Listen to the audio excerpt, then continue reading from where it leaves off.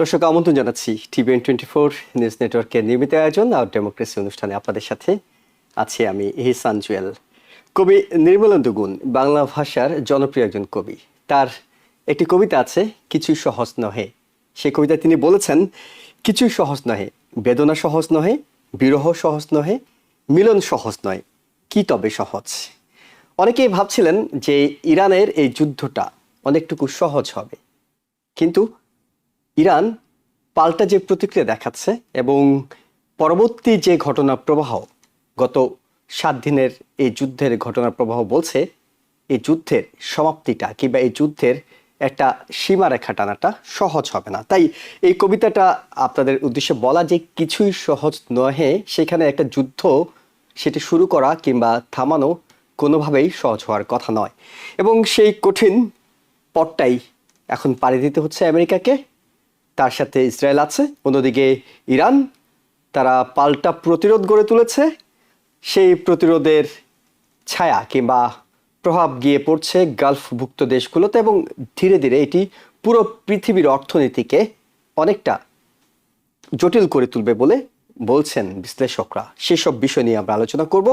মূলত আজকের পুরো আলোচনা জুড়েই থাকবে আমেরিকা ও ইরানের এই যুদ্ধ, এবং এই বিষয়ে আলোচনা করার জন্য আমরা আমন্ত্রণ জানিয়েছি কমনওয়েলথ ইউনিভার্সিটি অফ পেনসিলভেনিয়ার প্রফেসর ডক্টর এম খালেকুজ্জামান। একই সাথে আমাদের সাথে আছেন ইন্ডিয়ানার সেন্ট মেরি কলেজের assistant professor doctor Mohammad Alauddin.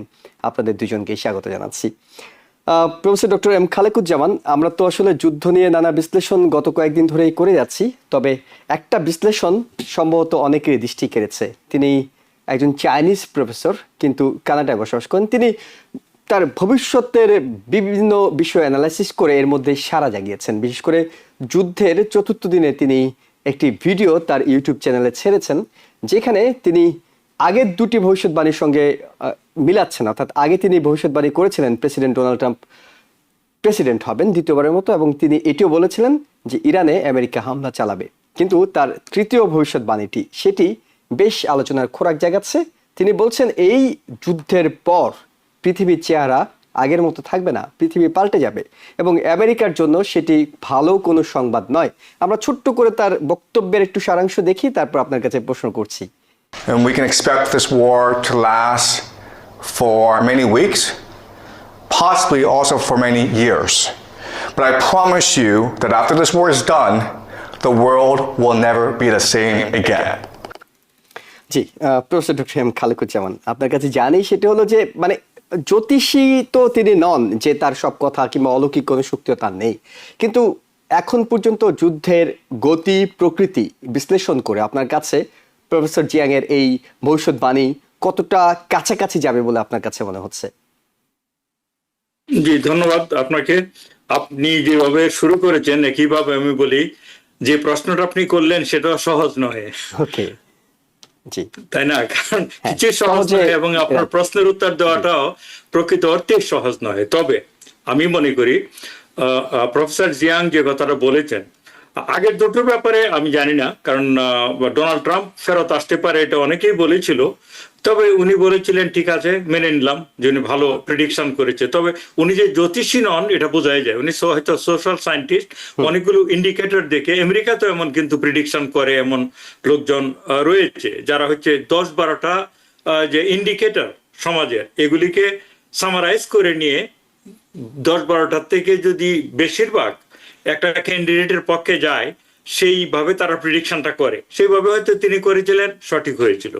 তবে উনি যে দ্বিতীয় প্রেডিকশনটা করলো যে ইরানের সাথে যুদ্ধ হবে যদি ডোনাল্ড ট্রাম্প ফেরত আসে, এইটা আমার কাছে মনে হয় যে দুটো অঙ্গাঙ্গিভাবে জড়িত। কারণ 2018 সালে তিনি যখন JCPOA থেকে ডোনাল্ড ট্রাম্প বেরিয়ে আসে, মানে ইরানের সাথে যে চুক্তি সেটা থেকে বেরিয়ে আসে, এবং ইরান যেহেতু মূলতই হচ্ছে ইসরায়েলের চক্ষুশূল মিডল ইস্টে, এবং ইরান যেহেতু কোনোভাবেই মানে ইরানকে বাগে আনা যাচ্ছে না, সেখানে ইসরায়েলের কে খুশি করতে গিয়ে একসময় যে ইরানকে শায়েস্তা করবে সেটা বোঝাই যাচ্ছিল।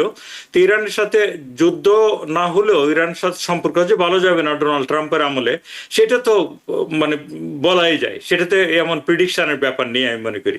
তৃতীয়টা হচ্ছে সবচেয়ে ইন্টারেস্টিং, আপনি যেটা বললেন যে যুদ্ধটা হবে, সেই যুদ্ধ পৃথিবী আগের মতো থাকবে না এবং এখানে ইরানের জয়ের সম্ভাবনা বেশি।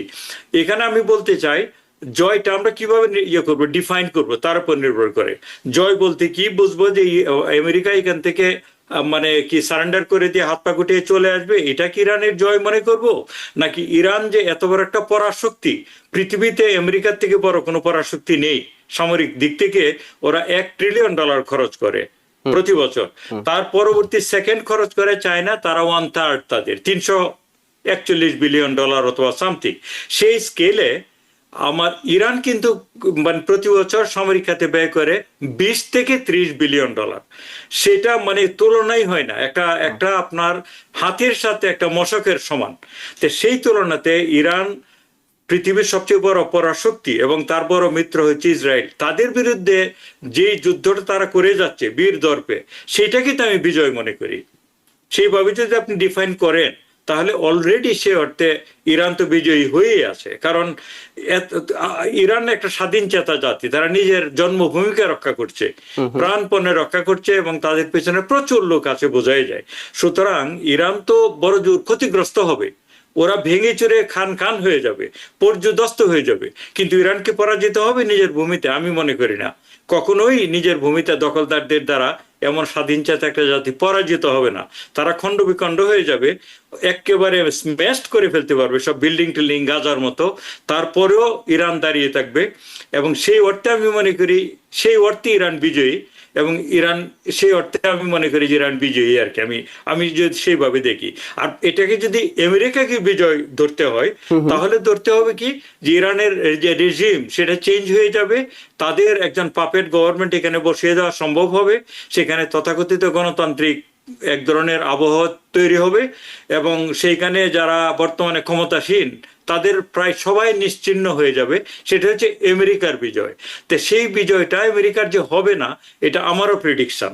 তো সেই সূত্র ধরে আমিও মনে করি যে ডিসাইসিভ বিজয় না হলেও ইরানের বিজয়টাই আসলে নিজের জন্মভূমিকে টিকিয়ে রাখা, এই যে এক ধরনের অসম যুদ্ধের বিরুদ্ধে গিয়ে, সেইটাই তাদের বিজয়। এবং সেটা প্রফেসর জিয়াং সঠিকভাবেই প্রেডিকশন করেছে যে এই যুদ্ধের পরে পৃথিবীটা আগের মতো থাকবে না, কারণ হচ্ছে এখানে অনেক মেরুকরণ হবে।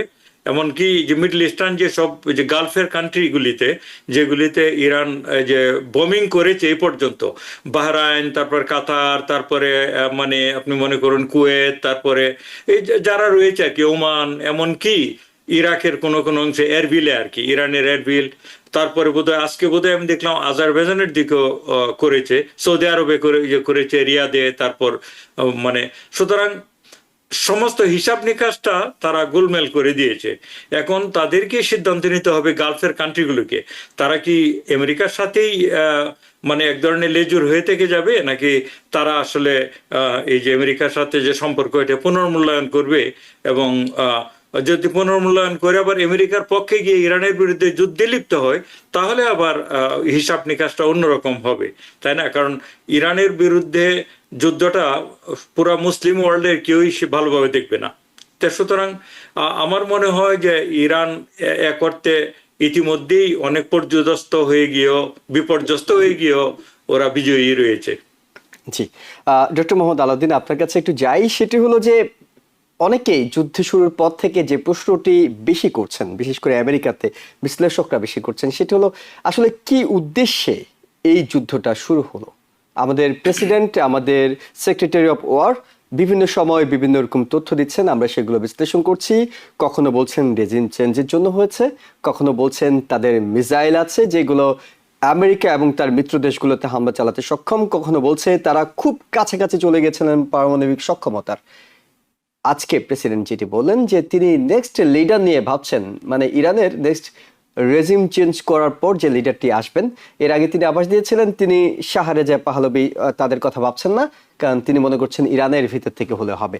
এই মানে নেক্সট লিডার নিয়ে ভাবার এই বিষয়টি আপনাকে কি মিন করছে, কিংবা আসলে কেমন নেক্সট লিডার আমরা চাইছি, আমেরিকা চাইছে ইরানে? ধন্যবাদ জুয়েল। যারা দেখছেন সবাইকে অনেক শুভেচ্ছা।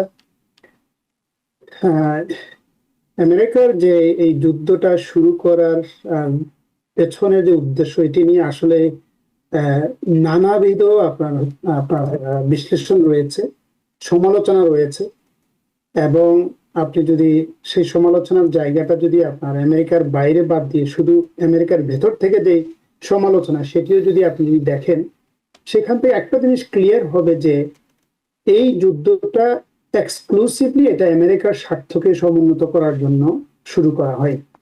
এবং আপনারা দেখেছেন যে এখানে ইসরায়েলের একটা আপনার হচ্ছে যে ট্রাম্প অ্যাডমিনিস্ট্রেশনের সাথে একটা প্রচ্ছন্ন একটা সমঝোতা বা ইনফ্লুয়েন্স ছিল বলে সবাই মনে করছেন, এবং তার যথেষ্ট পরিমাণে আপনার হচ্ছে এভিডেন্সও আমরা দেখতে পাচ্ছি। তো আমি বলবো যে এখানে আপনার একজন সিআইএ এর ফরমার সিনিয়র অফিসার, উনি একটা সাক্ষাৎকারে বলেছিলেন যে গত 30 থেকে 40 বছর ধরে আমেরিকার যে প্রেসিডেন্টের ক্ষমতায় এসেছেন, ইসরায়েল সবসময় প্রেসিডেন্টকে, নির্বাচিত প্রেসিডেন্টকে বলেছেন বম্ব ইরানকে অ্যাটাক করো। কিন্তু কোন প্রেসিডেন্ট এটা এই ট্র্যাপে পড়েননি।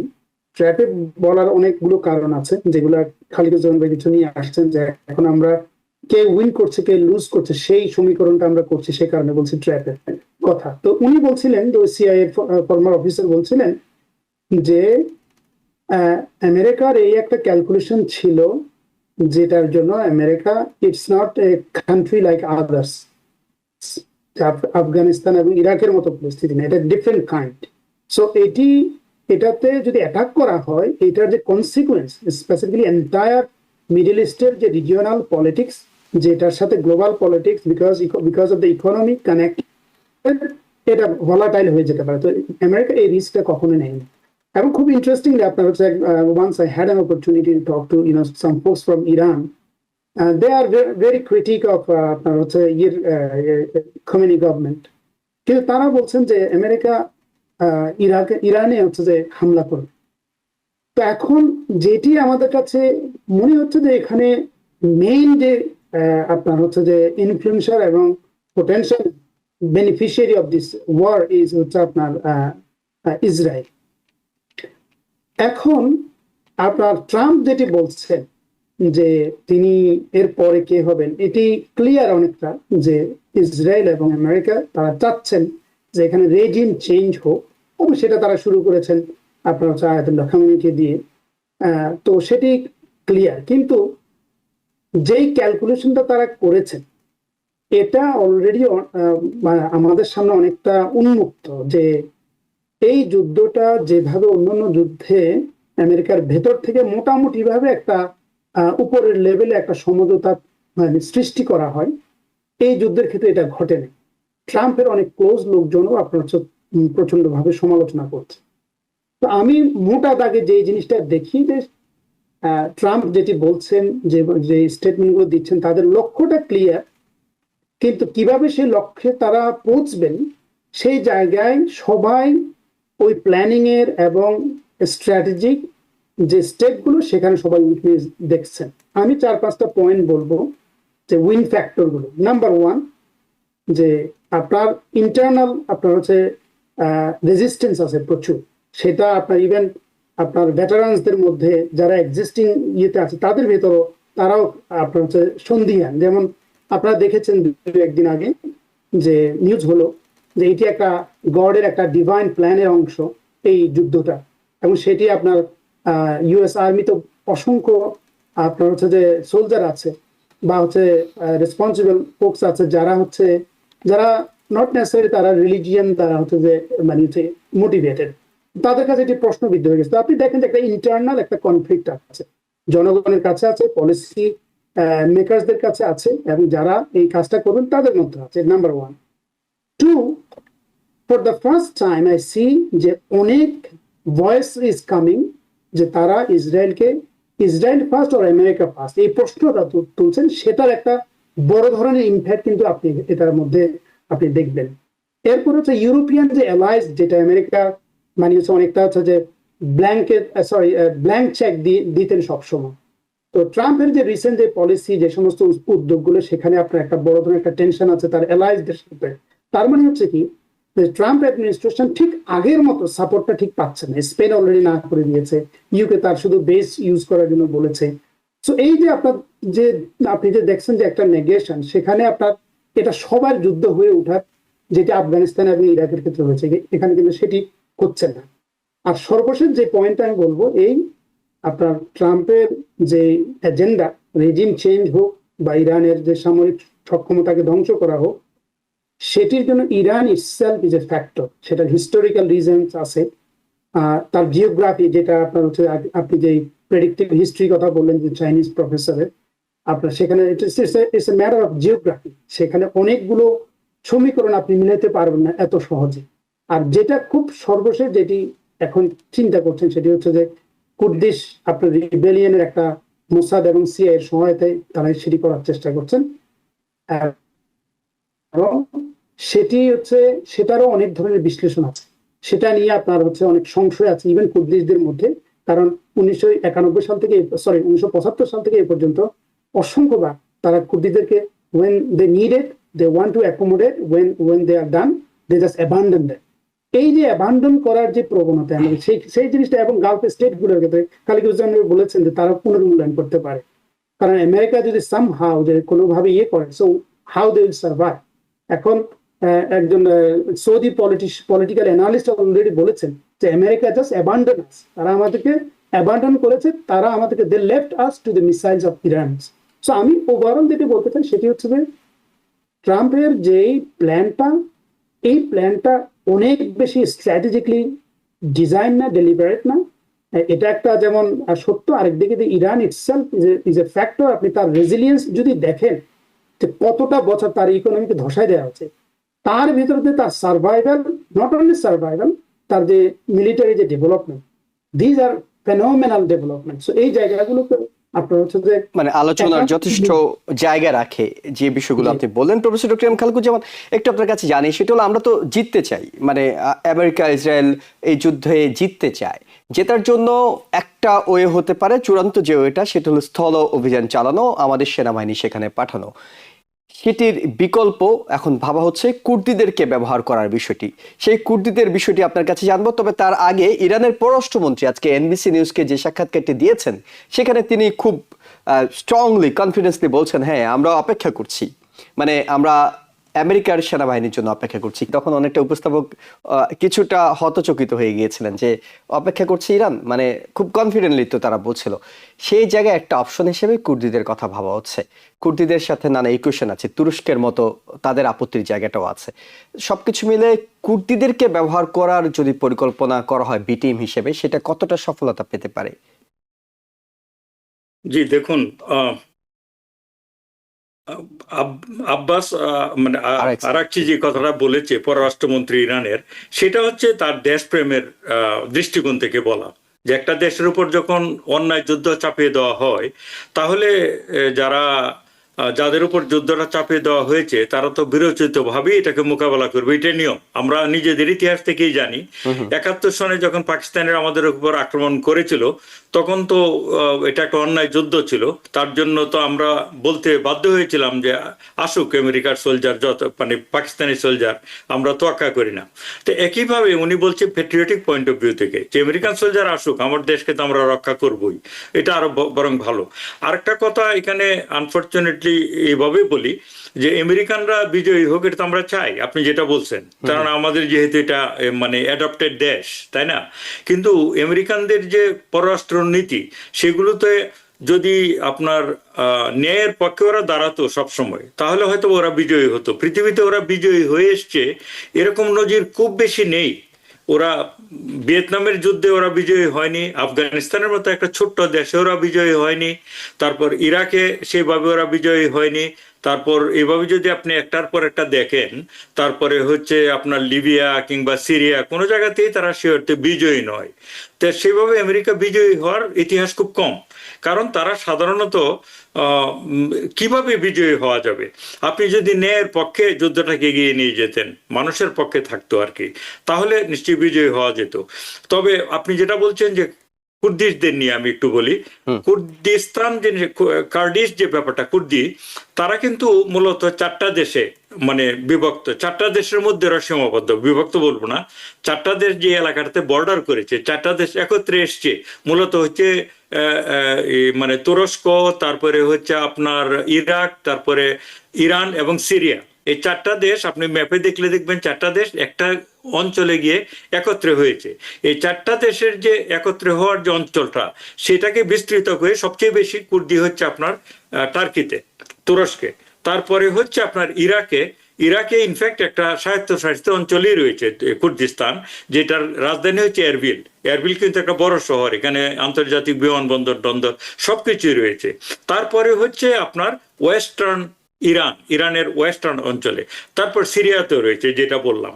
তো 4টা দেশের মধ্যে সীমাবদ্ধ। ওরা যখন দ্বিতীয় বিশ্বযুদ্ধের পরে বিভিন্ন দেশ মানে স্বাধীনতা পাচ্ছিল, ইনক্লুডিং মনে করেন মানে পাকিস্তান, ভারত, এসব দেশগুলো, তখনও কিন্তু কুর্দিস্তানকে স্বাধীনতা দেওয়ার একটা প্রশ্ন ছিল, কিন্তু আলটিমেটলি তাদের সাথে বিট্রে করা হয়, তাদেরকে সে স্বাধীনতাটা দেওয়া হয়নি। তারপর থেকেই তারা 4টা দেশে অবস্থিত হয়ে মানে স্বাধীন ভূমির জন্য ওরা সংগ্রাম করে যাচ্ছে। যেহেতু 4টা দেশে ওরা পড়ে গিয়েছে, এই জন্য ওদের যুদ্ধটা সুসংহতভাবে এগিয়ে নেওয়া খুব কঠিন, কারণ 4টা দেশের রাজনৈতিক ধরন ভিন্ন, তাদের সামরিক শক্তিমত্তা ভিন্ন, তারা যেভাবে তাদের ডিল করে সেটা ভিন্ন, কুর্দিশদের নিয়ে যেভাবে ডিল করে। তো এখন 4 জনকে একত্রে করে নিয়ে যদি কুর্দিস্তান হয়, সেটা তো আসলে ইরাক চাবে না, কারণ হচ্ছে যে তুরস্ক চায় না জিনিসটা। আবার ইরানে যে ইয়ে আছে কুর্দি যারা আছে, ইরানে হচ্ছে 7 থেকে 10% জনসংখ্যা হচ্ছে কুর্দি। হ্যাঁ, 7 থেকে 10% তো খুব বেশি না, কয়েক মিলিয়ন লোক। এবং সবচেয়ে শক্তিশালী কুর্দি বাহিনীটা হচ্ছে আসলে তুরস্কে, যেটা বললাম। কিন্তু তুরস্ক তো নেটোর অংশ, এবং তুরস্ক যখন কুর্দিদেরকে দমন করে, তখন আমেরিকা কিন্তু শেষ পর্যন্ত এখান থেকে উইথড্র করতে হয়, কুর্দিদের প্রতি সাপোর্ট উইথড্র করতে হয়। আরেকটা কথা আলাউদ্দিন সাহেব বলেছে একটু আগে, যে আমেরিকার যে ইতিহাস, তারা দেখা যায় কোনো জাতিগোষ্ঠীকে তারা তাদের প্রয়োজনে ব্যবহার করে, তারপর প্রয়োজনটা শেষ হলে ছুঁড়ে ফেলে চলে আসে, ওরা রিলায়েবল মিত্র না। সেই হিসাবে কিন্তু ওই যে সিরিয়াতে যে যারা কুর্দি আছে, SDF একটা বাহিনী আছে, সেইখানে কিন্তু আমেরিকা তাদের পক্ষে ছিল, কুর্দিদের পক্ষে। পরে নানান হিসাব নিকাশে যখন আল সারার যে বর্তমান গভর্নমেন্ট, যে গভর্নমেন্টের যে প্রধান আল সারা একসময় আমেরিকার দৃষ্টিতে আপনার টেরর ছিল, তার বিরুদ্ধে $1 মিলিয়ন $10 মিলিয়ন পুরস্কার ঘোষণা ছিল, তাই না? কিন্তু এখন তারা তার সাথে একসাথে কাজ করতে গিয়ে তারা যে কুর্দিদেরকে সাহায্য সহযোগিতা করছিল, তাদেরকে অ্যাবান্ডন করেছে আমেরিকা। তো একইভাবে কুর্দিরা জানে যে আমেরিকা তাদের খুব রিলায়েবল মিত্র না। এটা গেল একটা দিক। আরেকটা দিক হচ্ছে যে কুর্দিদের অনেকগুলো ফ্যাকশন, যেমন ডোনাল্ড ট্রাম্প নিজেই গত রবিবারে 3টা গ্রুপের সাথে কথা বলেছে, 3টা সেপারেট গ্রুপ। তার বাইরে কি আরো 7-8টা গ্রুপ আছে 4টা দেশের ভিতরে, তাদেরকে একত্রে করে আনা এটা সম্ভব হবে বলে আমার মনে হয় না। তবে যুদ্ধটাকে প্রলম্বিত করার জন্য এই চেষ্টাটা ওরা করবে, সিআইও করবে, মোসাদও করবে, কারণ তাদের তা হারানোর কিছু নেই। তাদেরকে অস্ত্রপাতি দিবে, তাদেরকে লেলিয়ে দিবে ইরানের বিরুদ্ধে, এবং পথটাকে সুগম করার জন্য, কুর্দিদের উত্থানকে সুগম করার জন্য ইরানের যে পশ্চিম অঞ্চল যেখানে কুর্দিরা থাকে, সেখানে কিন্তু প্রচুর বমিং অলরেডি করেছে আমেরিকা এবং ইসরায়েল, ওই যে ইয়ের উপর আর কি, IJRCর উপর, মানে এই যে ইরানিয়ান যে গার্ড আর কি, তাদের উপর প্রচুর আক্রমণ করে তাদেরকে দুর্বল করে দিচ্ছে ওই অঞ্চলে, দুর্বল করে যাতে কুর্দিরা এখানে ঢুকতে পারে। তবে ইরানের যে কুর্দি অংশ, তারা আসলে খুব বেশি শক্তিশালী অংশ না, তাদের কাছে অস্ত্রপাতিও বেশি নেই। যেটা আমি বললাম, ইরাকের অংশটা শক্তিশালী। তো ইরাক এবং ইরান এই সমস্ত কুর্দিগুলি একত্রে করে মানে ইরানের বিরুদ্ধে যুদ্ধে লিপ্ত হবে সাফল্যমণ্ডিত ভাবে, এটা আমার মনে হয় না। তবে ওরা এটা করবে, মোসাদও করবে, সিআইও করবে, কারণ তাতে করে ইরানকে আরো অনেক দিন ঝামেলায় জড়িয়ে রাখা যাবে। কারণ ওরা তো চাচ্ছে যে এই যুদ্ধটা এখানে প্রলম্বিত হোক, প্রলম্বিত হলে আলটিমেটলি ইরানিয়ান যে আর কি বর্তমান যে যারা ক্ষমতায় আছে, তারা সেটাকে আর বেশি দিন চালিয়ে যেতে পারবে না, হয়তো এইভাবে তারা কলাপস করবে, এটা হচ্ছে তাদের উদ্দেশ্য। হ্যাঁ, আর আমেরিকানরা যে এখানে যুদ্ধ করতে যাবে ডিরেক্টলি, এটা আমার কখনোই মনে হয় না। এরা এই জন্যই একটা প্রক্সি করছে, প্রক্সিটা হচ্ছে কুর্দি। তবে হ্যাঁ, আমার দৃষ্টিতে কুর্দিরা ডেফিনেটলি কিছু কিছু কাজ করবে। কুর্দিরা আমেরিকানদের অতটা বিশ্বাস করে না। এই কার্যটা খুব সাফল্যমণ্ডিত হবে না, কারণ পশ্চিম অঞ্চলের যে ইরান, সেখানে জগ্রস যে মাউন্টেনগুলি খুবই দুরূহ অঞ্চল, সেই অঞ্চল ভেদ করে কুর্দিরা একেবারে ইরানের ভিতরে ঢুকে যাবে, 7-8% মাত্র মানুষ। এবং তখন কিন্তু যেটা হবে, ইরানের যে মূল জনগোষ্ঠী তো হলো পার্সিয়ান রয়েছে 60%, মানে মানে পারস্য যে পার্সিয়ান যে মূল জনগোষ্ঠী 60%, তারা কিন্তু তাদের মধ্যেও তো এখন অনৈক্য রয়েছে। মানে কিছু লোক তো আসলে কিছুদিন আগে বিক্ষোভ করেছিলেন, হ্যাঁ তাই না, কিছু লোক তো প্রটেস্ট করেছিল। তারপরে কিন্তু যখন বাইরের কোন শক্তি আক্রমণ করে, তখন কিন্তু মানুষ সাধারণত নিজের পতাকার চারদিকে একত্রিত হয়। আরো কিছু কিছু আমেরিকা আমার ধারণা চেষ্টা করবে এই যে বিভিন্ন ধরনের গোষ্ঠীগুলি উস্কে দিতে। এটা হচ্ছে ইরানের যে সাউথ ওয়েস্ট কর্নার, মানে দক্ষিণ পশ্চিমাঞ্চল, সেখানে কিছু বেলুচ রয়েছে ইয়েতে আর কি, ইরানে খুব বেশি না, 2-3% বেলুচ। আপনি জানেন পাকিস্তানের একটা বড় অংশ বেলুচিস্তানের দাবিতে ওরা সংগ্রাম করে যাচ্ছে। তো বেলুচিস্তানের সংগ্রামটাকে ওরা সাহায্য করবে, সাউথ ওয়েস্ট কর্নারে, ওয়েস্টার্ন কর্নারে কুর্দিদেরকে সাহায্য করবে। আবার এক্সট্রিম নর্থের দিকে কিছু কিছু এরাবও রয়েছে ইয়েতে আর কি, মানে ইরান কিন্তু 10টা হচ্ছে আপনার জাতিগোষ্ঠীর দেশ। এর মধ্যে পার্সিয়ানরা হচ্ছে মূল জাতিগোষ্ঠী 60%, আর বাকি 40% হচ্ছে আজারবাইজানি গ্রুপ, যেটা তারা 16%-এর মতো। কিন্তু আজারিরা আমার ধারণা ইরানের বিরুদ্ধে যাবে না, কারণ আজারিদের সাথে ইরানের খুব ভালো সম্পর্ক রয়েছে। 7% কুর্দিদের দিয়ে খুব বেশি কিছু করতে পারবে না, তবে আপনার এই সরকারকে অনেক নাস্তানুগত্য করতেই পারবে, এবং এটা করেও যাবে আমার ধারণা। ওকে, ডক্টর মোহাম্মদ আলাউদ্দিন, অনেকেই খুঁজছেন, মানে এই যুদ্ধের সময় অনেকে মনে করছেন আমরা আমেরিকা ইসরায়েলকে দেখছি, ইউরোপের প্রতিক্রিয়াগুলো দেখছি, আরব রাষ্ট্রগুলো সক্রিয় হয়েছে, যুদ্ধ বন্ধের দাবি কোথাও কোথাও তুলছে, আবার তারা রেড লাইন ক্রস করার কথা অনেকে বলছেন যে ইরান করেছে। কিন্তু অনেকে দুটো পরাশক্তিকে খুঁজছে, রাশিয়া এবং চায়নাকে খুঁজছে, যে তারা আসলে কি করছে, কিংবা শেষ পর্যন্ত যুদ্ধের গতি প্রকৃতি কতটা জটিল হলে তাদেরকে সক্রিয় দেখা যাবে, কিংবা তলে তলে তারা কিছু করছে কিনা। দেখুন, এটা একটি আমাদের দুনিয়াতে একটা ব্যালেন্সের জন্য আপনার কমপক্ষে দুটো হেজিমনিক পাওয়ারের প্রয়োজন হয়, যেটি আপনার হচ্ছে কোল্ড ওয়ার টাইমে ছিল। আপনি আমেরিকার যে একটা বিশাল অংশে নিউক্লিয়ার ডেভেলপমেন্ট বা হচ্ছে মিলিটারি রিসার্চ অ্যান্ড ডেভেলপমেন্ট, সেটা কিন্তু একটা ইন্টেনশন ছিল to destabilize the growth of আপনার হচ্ছে সোভিয়েত রাশিয়া। তো তখন থার্ড ওয়ার্ল্ড ওয়ার সহ ইত্যাদি, মানে আমরা যেটা জানি যে সেরকম একটা সম্ভাবনা ছিল। কিন্তু এখনকার যে দুনিয়া আমরা বসবাস করছি, সেখানে আসলে আমেরিকার চাইতে আপনার বড় হেজিমনিক পাওয়ার, সুপার পাওয়ার আর নেই। রাশিয়া এবং চায়না, ইরান তাদের strategic ally, there is no doubt. তাদের সাথে ইরানের থেকে তাদের বিভিন্ন ধরনের স্ট্র্যাটেজিক সুযোগ সুবিধা আছে, কিন্তু সেই সম্পর্ক এবং স্বার্থটা এতটাই স্ট্রং না যে আপনার তারাই যুদ্ধে জড়াইতে পারে। তো সেটি হচ্ছে ইন্টারেস্টিং আমার কাছে যেটি মনে হচ্ছে। যেমন আপনার আপনার হচ্ছে যে চায়নার প্রায়োরিটি গুলো কি? চায়নার প্রায়োরিটি হচ্ছে ট্রেড, ইনভেস্টমেন্ট, আপনার হচ্ছে যে আপনার লেস পলিটিক্যাল। চায়না সে এখানে কি কথা বলবে, আদৌ সে নাক গলাবে কিনা, গলালে সে কতটুকু গলাবে, সেটি ডিটারমাইন করবে তার যে প্রায়োরিটি, তার যে ইকোনমিক আপনার হচ্ছে গেইনস বা প্রায়োরিটি, সেই জায়গায় সে কতটুকু উইনার, সেটা সে অবজার্ভ করবে। রাশিয়ার জন্য দুটো জিনিস। প্রথমত হচ্ছে সে অলরেডি ইউক্রেন নিয়ে সে ব্যস্ত আছে, সেখানে নতুন করে ইরানকে আপনার হচ্ছে যে মিলিটারি লেভেলে অ্যাক্টিভলি এঙ্গেজড হয়ে, ইনভলভ হয়ে সাপোর্ট দেওয়ার পজিশনে আছে কিনা, সেটি নিয়ে নানাজন আপনার সন্দেহ সংশয় প্রকাশ করছে।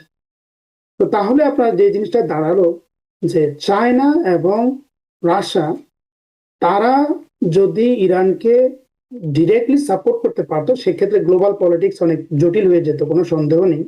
কিন্তু সেক্ষেত্রে ইরানের হচ্ছে যে ইন্টারনাল যে ক্যাপাসিটি যাদের আছে, সেটার সাথে তখন একটা গ্লোবাল পাওয়ারের এঙ্গেজমেন্টটা ওই পাওয়ারটাকে ডিফারেন্ট লেভেলে নিয়ে যেত। কিন্তু এত সত্ত্বেও আপনার একটা জিনিস আমাদের একটু ভুলে গেলে চলবে না, যে এই যুদ্ধটার মধ্য দিয়ে আপনার কতগুলো ইন্টারেস্টিং ডাইনামিক্স আছে। একটা হচ্ছে যে আপনার প্রেডিক্টিভ হিস্ট্রি, যে চাইনিজ আপনার হচ্ছে ওনার নাম হচ্ছে চাইনিজ প্রফেসর জিয়াং।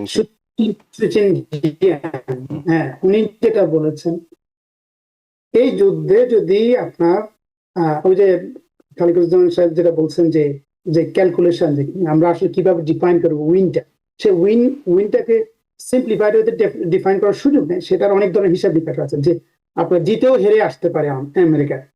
কিন্তু এই যে যুদ্ধে এঙ্গেজড হইলেন, এর মধ্য দিয়ে চায়না কিন্তু আমেরিকার বেশ কিছু মিলিটারি এবং তার ওয়ার স্ট্র্যাটেজি নানা জিনিস সে কিন্তু অবজার্ভ, এবং হচ্ছে যে এখান থেকে সে হচ্ছে অনেক ধরনের আপনার হচ্ছে যে ডেটা নেবে, এবং সেটা কিন্তু তার ফিউচার ডিরেকশন, যে চায়না ফিউচারে কিভাবে তার হচ্ছে মিলিটারি বা ইন ফিউচার তার যে গ্লোবাল যে অ্যাম্বিশন, সেই অ্যাম্বিশনের জন্য সে কিভাবে প্রিপেয়ার হবে, এখান থেকে কিন্তু তার অনেক ধরনের খোরাক আছে। সেম জিনিস হচ্ছে আপনার রাশিয়ার জন্য। তো এই জায়গাগুলোতে আমার কাছে মনে হচ্ছে ওভারঅল তারা হচ্ছে they are more like staying like an observer. একটা মাঝে মাঝে দুই একটা কথা বলছে, বাট তারা ডিরেক্টলি ইনভলভ হতে চাচ্ছে না, কিন্তু আবার এট দ্য সেম টাইম তারা অবজার্ভ করে এখান থেকে বেনিফিট আদায় করার চেষ্টা করছে, যে কিভাবে মানে দে ক্যান বেনিফিট ফ্রম। ঠিক। প্রফেসর ডক্টর এম খালিকুজ্জামান, যখন এনবিসি নিউজে ইরানের পররাষ্ট্রমন্ত্রীর সাক্ষাৎকারটি নেওয়া হচ্ছিল, সেখানে একটা প্রশ্ন করেছিলেন উপস্থাপক যে রাশিয়া কিংবা চায়না আপনাদেরকে অ্যাক্টিভলি কোনো সহযোগিতা করছে কিনা। তখন ইরানের পররাষ্ট্রমন্ত্রী বলছিলেন, বেশ কৌশলী অ্যান্সার, যে তিনি বলছেন হ্যাঁ তারা তো সবসময় আমাদের বন্ধু, তারা আমাদের সাথে আছে। আবারও তিনি প্রশ্ন করেছেন যে না, আমি জানতে চাইছি তারা অ্যাক্টিভলি আপনাদের সাথে এই যুদ্ধে জড়িয়ে পড়ছেন কিনা। তখন গিয়ে ইরানের পররাষ্ট্রমন্ত্রী বললেন এইটা তো আমাদের নিজস্ব বিষয়, আমরা এখনো এটি সরাসরি বলতে চাই না। কিন্তু আমি যে বিষয়টি জানতে চাই সেটি হলো, ইরান এর এই যুদ্ধে রাশিয়া কিংবা চায়না, তাদেরও তো অনেক সময় বলি না আমরা যে শত্রুর বন্ধুর শত্রু আমারও শত্রু, এই ধরনের একটা কথা বলা হয়। তারা কি কোনো ফায়দা লোটার চিন্তা, তৃতীয় কোনো বলয় তৈরি করা, তৃতীয় কোনো ডাইনামিক্স তৈরি করা, এমন কোনো আশঙ্কা বিশ্লেষণে আসে কিনা? যে দেখুন, চায়না এবং রাশিয়া নিয়ে যে কথাটা অনেকেই বলছে যে এত বড় একটা যুদ্ধ চায়না এবং রাশিয়া কেন কিছু করছে না, এটা আমি যে আলাউদ্দিন সাহেবের সাথে সম্পূর্ণই একমত। চায়না এবং রাশিয়ার স্বার্থ এতটাই এখানে জড়িত না যে এখানে একের সরাসরি আমেরিকার মতো একটা দেশের সাথে ওরা যুদ্ধে জড়িয়ে যাওয়ার মতো কোনো ঘটনা এখানে ঘটেছে, তাই না? এটা নাম্বার ওয়ান। নাম্বার টু হচ্ছে, চায়না একটা উদীয়মান পরাশক্তি, ওরা এখনই একটা বড় একটা মানে যুদ্ধে জড়িয়ে যেতে চায় না। যুদ্ধে জড়িয়ে গেলে তো আপনার একটা পরাশক্তি যখন যুদ্ধে জড়িয়ে যায়, সেটা ধরুন আমেরিকা বনাম চায়না হোক কিংবা আমেরিকা বনাম রাশিয়া সরাসরি যুদ্ধ হোক, এখানে তো ইগোর প্রশ্নটা বিশাল বড় হয়ে যাবে। মানে সবাই হচ্ছে এখানে আপনার নিউক্লিয়ার পাওয়ার। আপনি চিন্তা করুন, যুদ্ধে যখন লিপ্ত হয়ে যাবেন তখন থেকে হেরে আসার মানে স্কোপ থাকে না, কারণ আপনাদের ইগো এখানে মানে প্রশ্নবিদ্ধ হবে। আপনি এত বড় শক্তি হয়ে যুদ্ধে লিপ্ত হয়ে তো আর হেরে আসতে পারেন না। তাহলে কি দাঁড়াবে? তাহলে তো এটা আপনার বিশ্বযুদ্ধ না, শুধু পৃথিবীটা ধ্বংসের দিকে চলে যাওয়ার সম্ভাবনা আছে। সেই ক্ষেত্রে আমি মনে করি চায়না এবং রাশিয়ার এই যুদ্ধে জড়ানোর আমিও মনে করি না যে কোনো কারণ রয়েছে এখনই। তবে চায়না এবং রাশিয়া কিন্তু নীতিগতভাবে ইরানের পক্ষেই আছে। তারা সমালোচনা করে যাচ্ছে, যুদ্ধটার চাপ সৃষ্টি করে যাবে রাজনৈতিকভাবে, জাতিসংঘে গিয়ে ওরা চাপ সৃষ্টি করবে, এমন কিছু যদি করতে চায় ইরানের বিরুদ্ধে তারা তার ভিটো দিবে, এগুলি সবই করে যাবে। সেটা বিশাল হেল্প। এটা নাম্বার ওয়ান। নাম্বার টু হচ্ছে, চায়নার মিডল ইস্টে, ইরানের বাইরে মিডল ইস্টে যে সৌদি আরব, তারপরে হচ্ছে আরব আমিরাত, কাতার, কুয়েত, এইসব দেশের সাথে চায়নার 400 থেকে 490 বিলিয়ন ডলারের ট্রেড রয়েছে, প্রায় $500 ট্রিলিয়ন।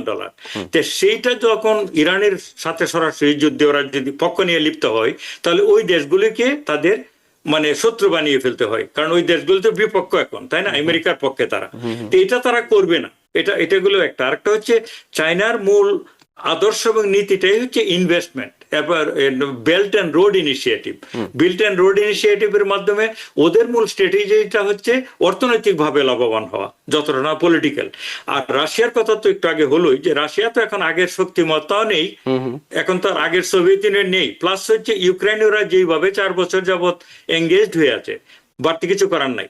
এর বাইরে গিয়ে আরেকটা কথা আমি বলি, আমি অন্য একটা চ্যানেল দেখছিলাম, ইন্ডিয়ান কিছু যে এই বিশ্লেষকদের জিনিসগুলো আমি দেখছিলাম, তারা বলছে চায়নার যে আপনার যে এয়ার ডিফেন্স সিস্টেম, ইরানের যে এয়ার ডিফেন্স সিস্টেম, এটা হচ্ছে GQ-3B, যেটা পাকিস্তানও ইউজ করেছে, সেটা কিন্তু ইরানে বিদ্যমান ছিল, বলবৎ ছিল।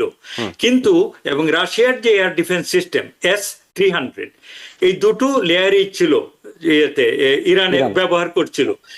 ইন্ডিয়ানরা যেটা বলছে, আমি একটু with a grain of salt, মানে পুরোপুরি বিশ্বাস করি না, কিন্তু ওরা বলছে চাইনিজ যে টেকনোলজি সেটা এখানে তাদেরকে ফেল করেছে মেজরেবলি। এগুলি ওরা টোটালি কাজ করে নাই। ওরা অবশ্য চাইনিজদের সমালোচনাটা ইন্ডিয়ানরা অন্য পয়েন্ট অফ ভিউ থেকে করে, তাই না? এটা তো আপনারা জানেন যে ওদের যে সক্ষমতা এগুলি অলরেডি প্রমাণিত হয়েছে। পাকিস্তানেও এটা ভালো কাজ করে না, মানে মেড ইন চায়না টাইপের জিনিস, থার্ড ক্লাস জিনিস। একইভাবে ওরা ইরানকেও ওরা একটা ল্যাং মেরেছে বলবো না, যে তারা তাদেরকে মেজারেবলি ফেল করেছে। এর একটা ডিফেন্স সিস্টেমও কাজ করে নাই। আর একটা যেটা ওরা বলছিল যে ইন্ডিয়ানরা, যে চায়না এবং আর কি রাশিয়ান যে এয়ার ডিফেন্স সিস্টেম প্লাস ইরানিদের নিজস্ব এয়ার ডিফেন্স সিস্টেম, তিনটা লেয়ার ছিল। তিনটা লেয়ারের মধ্যে যে সমন্বয় করতে হলে যে সফটওয়্যার দরকার হয়, এটার যে সফিস্টিকেশনটা আগে টেস্টেড হয় নাই তার আগে কখনো। তো এই যুদ্ধে দেখা গেল এটা কাজ করে নাই। আদারওয়াইজ আপনার ওই যে আপনার আয়াতুল্লাহ খামেনি যে জায়গায় মিটিং করবে, সেই জায়গাটাকে আপনি সুরক্ষিত করতে পারবেন না, এটা তো মেনে নেওয়া যায় না, তাই না? এর মানে হচ্ছে ওদের ছিল, জিনিসটা কাজ করে নাই। আর তার বাইরে গিয়ে অর্থাৎ যেটা বলতে চাচ্ছি, ইরান এবং রাশিয়া অলরেডি ব্যাপারটা এঙ্গেজ ভিতরে ভিতরে, কিন্তু ওরা ফেল করেছে। এটা হচ্ছে একটা জিনিস। আরেকটা হচ্ছে যে ইরানের যে কোন ধরনের বিমান বাহিনী নেই, এটা আমার কাছে চিন্তা করতে আশ্চর্য লাগে। একটা বিমান উড়ে গেল না, আর মানে পুরা যে আকাশ সীমাটা ইরানের, এটা তো অরক্ষিত এখন। ইসরায়েল যখন খুশি ঢুকতে পারে, আমেরিকা যখন খুশি ঢুকতে পারে। এর মানে এয়ার ডিফেন্স সিস্টেমটা টোটালি নেই বললেই চলে। আছে শুধু আপনার ব্যালিস্টিক মিসাইল সিস্টেম। অর্থাৎ যেটা বলতে চাচ্ছি, ইরান এবং চায়না এবং রাশিয়া যে টোটালি হাত পা গুটিয়ে বসে আছে এমনটাও নয়। হ্যাঁ, ওরা ভিতরে আরেকটা জিনিস এখানে বলতে বলে গেছি, আমি তারপর থামবো। চাইনিজরা অ্যাপারেন্টলি ইসরায়েল থেকে যখন একটা যুদ্ধ বিমান উড়ে আসে দিকে, ইরানের দিকে, তখন এটা আসতে কিন্তু 2.5 ঘন্টা টাইম লাগে। চাইনিজরা কিন্তু ইন্টেলিজেন্স দিয়ে, শুধু চাইনিজ এবং রাশিয়ান ইন্টেলিজেন্স দিয়েই মানে ইরানকে জানিয়ে দেওয়া হচ্ছে একটা বিমান তোমাদের দিকে আসছে। 2-2.5 ঘন্টা আগে এই যে ওয়ার্নিংটা দেওয়া, সেটাও কিন্তু চাইনিজরা করে যাচ্ছে ভিতরে ভিতরে। সুতরাং ওরা টোটালি চুপ করেও নাই, নিউট্রালও নাই। আর এই যে আপনি আব্বাস সাহেবের কথা যেটা বললেন, উনি বললো না যে হ্যাঁ ওরা তো আমাদের ফ্রেন্ড, আমাদের পাশে সবসময় আছে, আর সরাসরি হেল্প করছে কিনা এটা আমি বলতে যাবো কেন? এটা যুদ্ধের একটা স্ট্র্যাটেজির ব্যাপার আছে। আমিও এর সাথে একমত যে চায়না এবং রাশিয়া তাদের মতো করে অ্যাবসলিউটলি ইরানের পাশে আছে, তবে সরাসরি যুদ্ধে জড়িয়ে পড়ার মতো যৌক্তিকতা আমি নিজেই দেখি না এখানে। জি, প্রফেসর ডক্টর খলিকুজ্জামান, আপনার কাছে শেষ একটা প্রশ্ন করতে চাই। সেটা হলো, একদিকে তো আমরা জয়ের কথা ভাবছি, ইরান থেকে কি ধরনের সুখবর পাওয়া যায় সেটি কথা ভাবা হচ্ছে। অন্যদিকে ঘরের মাঠে যেটি হচ্ছে যে এই যুদ্ধটা থামিয়ে দিতে কংগ্রেসের যে চেষ্টাটি হয়েছে প্রেসিডেন্টের জন্য সুখবর হলো, সেটি সফল হয়নি ডেমোক্র্যাটদের চেষ্টা। কিন্তু দুঃসংবাদটা হলো ক্রিস্টি নোমকে, অর্থাৎ আমাদের হোমল্যান্ড সিকিউরিটি সেক্রেটারি যিনি আছেন, তাকে আজকে ফায়ার করা হয়েছে। তার এই ফায়ার করাটা আসলে হঠাৎ করে কেন হলো, কিংবা এটির কোনো প্রভাব থাকবে কিনা আমাদের ইমিগ্রেশন সিস্টেমে? জি জি, দেখুন এই যে কথাটা আপনি বললেন যে ডোনাল্ড ট্রাম্পের যে যুদ্ধ করার যে সক্ষমতা, এটা যে কার্ভ করার জন্য যে ভোটটা এসেছিল, সেটা তো আসলে এসেছিল হচ্ছে আমাদের যে কনস্টিটিউশন, এটাকে আসলে আপহোল্ড করার জন্য। কনস্টিটিউশন ডিমান্ড করে যে প্রেসিডেন্ট যুদ্ধ ঘোষণা করতে পারে না, যেতে হয় কংগ্রেসের কাছে। কিন্তু এটা রিপাবলিকান যে মেজরিটি থাকার কারণে ওরা যেটা করলো, ওরা বলে দিল যে না, প্রেসিডেন্ট যেটা করেছে তার নিজস্ব হিসাব নিকাশ আছে, সে অনেক স্মার্ট লোক, সে বুঝে শুনেই করেছে, সুতরাং আমরা এটাতে এমন কিছু ব্যত্যয় দেখি না। এতে যেটা ঘটলো, এটা এই যে হাকিম জেফরি যেটা বললো, যে সেটা হচ্ছে যে আমাদের কনস্টিটিউশনে কিন্তু আগুন লাগিয়ে দেওয়া হলো, অর্থাৎ কনস্টিটিউশনকে এক করতে জানলা দিয়ে ছুড়ে ফেলে দেওয়া হলো, যে অ্যাজ ইফ প্রেসিডেন্টের আনলিমিটেড ক্ষমতা রয়েছে।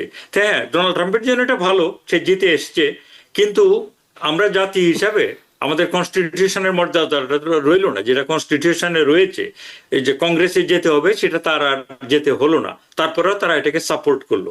তা আমার ধারণা এই কাজটা কংগ্রেস ভালো করেনি, এতটা মানে আপনার যেটাকে বলে দলকানা হিসাবে এই জিনিসটাকে অ্যাপ্রুভ করে দিয়ে। হ্যাঁ, আর ক্রিস্টি নোমের কথা যেটা বললেন তার সাথে আসলে যুদ্ধের কোনো সম্পর্ক আছে বলে আমার মনে হয় না। যুদ্ধ সম্পর্ক ক্রিস্টি নেই, নোম আমাদের যখন নিজস্ব আপনার ব্যবস্থাপনা। মিনিয়াপলিসে যে ইমিগ্রেশন নিয়ে আইস নিয়ে যত ব্যর্থতা তার, সেগুলিতে যেসব ব্যাপার মন্তব্য তিনি করেছেন, ওই যে যখন একজনকে মেরে ফেললো ইয়েতে আর কি মিনিয়াপলিসে, তখন তারপর থেকেই কিন্তু মানুষেরা এমনকি রিপাবলিকানরা খুব ক্ষুব্ধ ছিল তার উপর, এতটা ইনসেনসিটিভ ওয়েতে সেই লোকটাকে সারা দুনিয়া দেখছে ইয়েতে টেলিভিশনে কি ঘটেছে। ক্রিস্টি নোম বলছে যে ওই লোক আসলে ওই যে নার্স যে ছিল, নামটা আমি এই মুহূর্তে ভুলে গেছি এই জন্য নামটা বলছি না আর কি, নার্স যে ছেলেটা গোল্ড যে সামথিং, হ্যাঁ ওকে, এইটা আমি বলছি যে ওই লোক নাকি বন্দুক উঁচিয়ে আসছিল আমাদের আইসের কর্মকর্তাদেরকে গুলি করার জন্য। তো এসব ব্যাপার কথা বলে তিনি অনেকে হট অর্ডারে ছিলেন। তো সব মিলিয়ে তারপর তো রিট্র্যাক্ট করতে হলো ডোনাল্ড ট্রাম্পকে, এখান থেকে কিছু মানুষ উইথড্র করতে হলো। তো এইসব ব্যর্থতার কারণে আমার ধারণা ক্রিস্টি নোমসকে বাদ দেওয়া হয়েছে। তাতে করে ইমিগ্রেশনের ভালো খারাপ আর কি হবে, খারাপ তো অলরেডি অনেক আইন কানুনই ডোনাল্ড ট্রাম্প ইমিগ্রেন্টদের ব্যাপারে করে ফেলেছে, এখন ভালো কিছু হয় কিনা এটি বরং চলুন আমরা আশা করি। জি ডক্টর আলাউদ্দিন, একেবারে এই 1 মিনিটে হয়তো আমরা একটু শেষ করতে চাই, যেটি হলো যে অ্যালেক্স প্রেটিকে মৃত্যু, যেটির কথা বলছিলেন ডক্টর খলিকুজ্জামান, যে একজন আইসিইউ নার্স এবং আরেকজন আমেরিকান নাগরিক, তিনিও মারা গিয়েছিলেন। এটি কি একমাত্র ক্রিস্টি নোমের পদত্যাগের পেছনে কারণ, নাকি এটি আসলে চাপও ছিল কিছু, হোমল্যান্ড সিকিউরিটি ডিপার্টমেন্টকে, আইসকে ফান্ডিং দেওয়া হচ্ছে না, সেসব জায়গা থেকে একটু দৃষ্টিগুলো সরিয়ে নেওয়ার একটা বিষয় আছে? আমার কাছে এটি মোটেই একমাত্র কারণ বা হচ্ছে ইভেন প্রধান কারণ হিসাবে মনে করি না। আপনার এই চ্যানেলে আমি এর আগেও বলেছিলাম যে ট্রাম্পের যে মিনেসোটাতে যে প্ল্যানটা, যেভাবে ডিপ্লয়মেন্টটা করেছে, সেই ডিপ্লয়মেন্টটাকে আপনার হচ্ছে যে তাদের কথায় মিনিংফুল করার যে কাজটা, সেই কাজটা করতে ক্রিস্টি নোম ব্যর্থ হয়েছে। এবং ইভেন আপনার যদি খেয়াল থাকে, ওই দুইজন নাগরিক যখন দুটার সময় তারা যখন নিহত হলেন, তখনও কিন্তু আপনার ডোনাল্ড ট্রাম্প কিন্তু তাদেরকে আপনার তার ফোর্সকে সে কিন্তু সাপোর্ট করেছে। কিন্তু যেটা যে খালিকুজ্জামান ভাই যেটা বলছেন যে ক্রিস্টি নোম হচ্ছে যে তিনি স্ট্র্যাটেজিক যা হ্যান্ডেল করতে, স্ট্র্যাটেজিক যে ম্যানেজমেন্ট এই বিষয়গুলো, সেই জায়গায় তিনি ব্যর্থ হয়েছেন। তো সেক্ষেত্রে আপনার যেটি হয়েছে, এটি একটা ট্রাম্পের মুখ রক্ষার একটা বিষয় হয়ে দাঁড়িয়েছে। তো তখন হচ্ছে যে আদারওয়াইজ ক্রিস্টি নোম তো কমপ্লিটলি তার ফুল লয়ালটি হচ্ছে যে মানে হচ্ছে ডোনাল্ড ট্রাম্প অ্যাডমিনিস্ট্রেশনের জন্য। এবং আপনি যদি তার কমেন্টস গুলো, তার রিয়াকশনস গুলো, আপনি তার অ্যাপ্রোচ গুলো যদি দেখেন, this is just absolutely serving the interest of Donald Trump, there is no doubt. কিন্তু তাকে দিয়ে যে ধরনের আপনার খেলাটা হচ্ছে আপনি ট্রাম্প অ্যাডমিনিস্ট্রেশন এক্সপেক্ট করেছেন, সেই জায়গাতে উনি ব্যর্থ করেছেন। এবং সে কারণে আমার কাছে মনে হয় যে তাকে সরিয়ে দেওয়া হয়েছে এবং তাকে স্ক্রুটিনের মধ্যে ওই ঘটনা থেকে নেওয়া হয়েছে। কারণ দুজন নাগরিক মারা যাওয়ার পরে সেখানে যে রেজিস্ট্যান্ট ওভারঅল, সেটার যে পুশব্যাকটা, এটা এতটাই বেশি ছিল, এটার জন্য ক্রিস্টি নোমের দায় নেওয়া ছাড়া আর কোনো উপায় ছিল।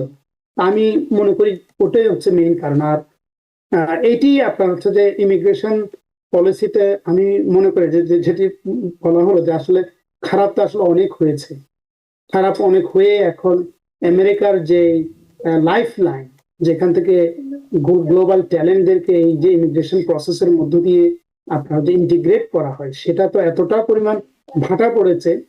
এই ভাটা পড়ার কারণে আমেরিকার ইকোনমি, ইনস্টিটিউশনস, কোম্পানিজ, আপনার বিজনেস, এইগুলো এফেক্টেড হবে। তো আমি ওই দিক থেকে বলবো যে মানে what come next would be most probably the positive development. Negative আর শুধু খুবই কম এখন।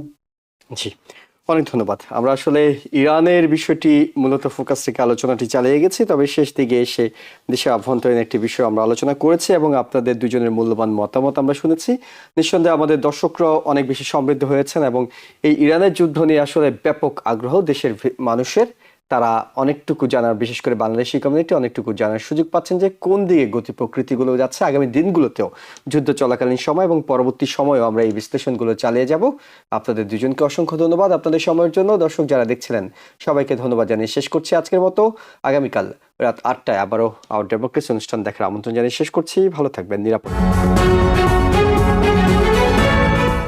টিবিএন 24 টেলিভিশন দেখতে আজই কল করুন 7187776556। লগ ইন করুন www.totalcablebd.com।